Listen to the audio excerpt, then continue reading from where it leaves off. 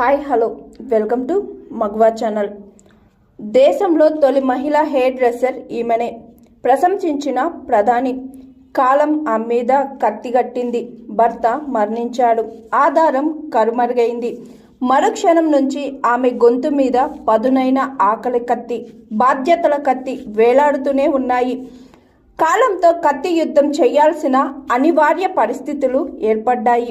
ఆ సమయంలో మొగుడి మంగళపెట్టే ఆయుధారంగా తోచింది. అందులో నుంచి కత్తి బయటికి తీసింది. ఆత్మవిశ్వాసంతో సానబెట్టింది. ఓ కర్మయోగినిలా క్షరకర్మలకు బయలుదేరింది. మహారాష్ట్రకు చెందిన శాంతాబాయి యాదవ్ తరాలుగా పురుషాధిక్యం రాజ్యమేలుతున్న క్షురక వృత్తిలో 4 దశాబ్దాలుగా తన ఉనికిని చాటుకుంటుంది శాంతాబాయి. తొలి రోజుల్లో ఆమె ఉపాధికి కత్తెర వేయడానికి చాలా ప్రయత్నాలే జరిగాయి. తాను మాత్రం ఏం చేయగలదు పాపం. భర్త చనిపోయాడు. ఉండటానికి ఇల్లు లేదు. చేతిలో చిల్లిగవ్వలేదు. ఆదుకునే మనుషులే లేరు. 4 పిల్లలను పోషించి తీరాల్సిన అనివార్య పరిస్థితి. మొయ్యలేని భారమే, కానీ ఆమోదించి తీరాల్సిన బాధ్యత. పట్టుదలలో మొండితనమే ఏటికి ఎదిరితే మానవత్వమే ఏమైతుందో చేతిలో మంగళపెట్టెతో మగాళ్ళ ప్రపంచంలో అడుగుపెట్టింది శాంతాబాయి. కాలము గిర్రున తిరుగుతుంది. ప్రస్తుతం ఆమె వయసు 65 ఏళ్ళు. ఇది నా వృత్తి, దేవుడిచ్చిన ఉపాధి. ఎవరిని దోచుకోవటం లేదు, ఎవరిని మోసం చేయటం లేదు. నేను ఎంచుకున్న పని తప్పు కాదని నా అంతరాత్మ చెప్పింది.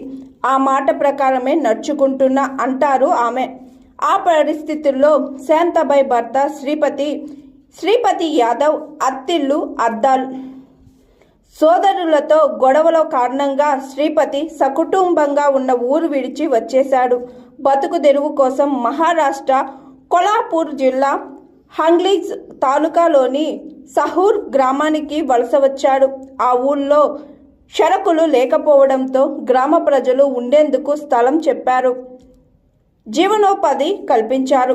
చాలామంది డబ్బుకు బదులు ధాన్యం ఇచ్చేవారు. భార్యాభర్తలు, 4 పిల్లలు, మొత్తం కుటుంబానికి గింజలే ఆధారం.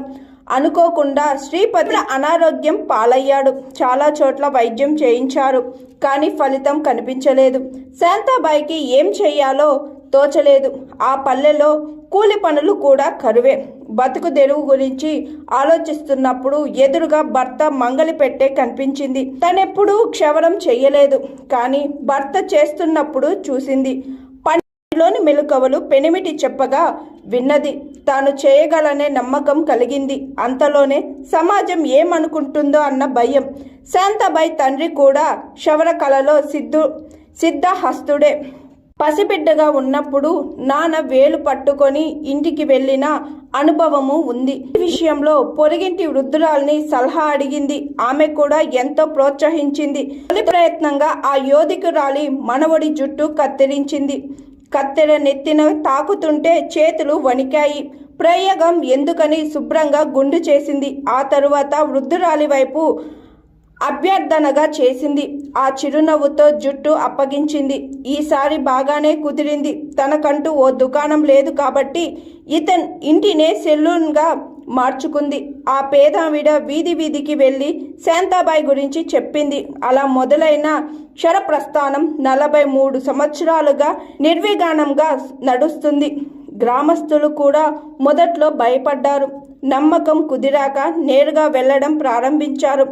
ఇక శాంతాబాయిని వ్యతిరేకించేవారు ఉన్నారు. అప్పుడు ఉన్నారు, ఇప్పుడు ఉన్నారు. తన సంపాదనతో శాంతమ్మ 4 కూతుళ్ళ పెళ్లిళ్ళు చేసింది. వాళ్ళంతా జీవితాల్లో స్థిరపడ్డారు.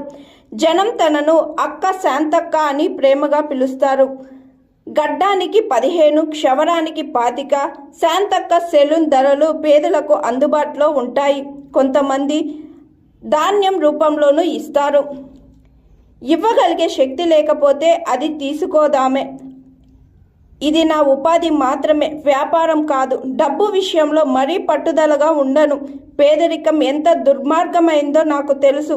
నాకు అన్నం పెట్టే స్తోమత లేకపోవచ్చు, కానీ ఉచితంగా క్షవరం చేయగలను అంటారు ఆమె.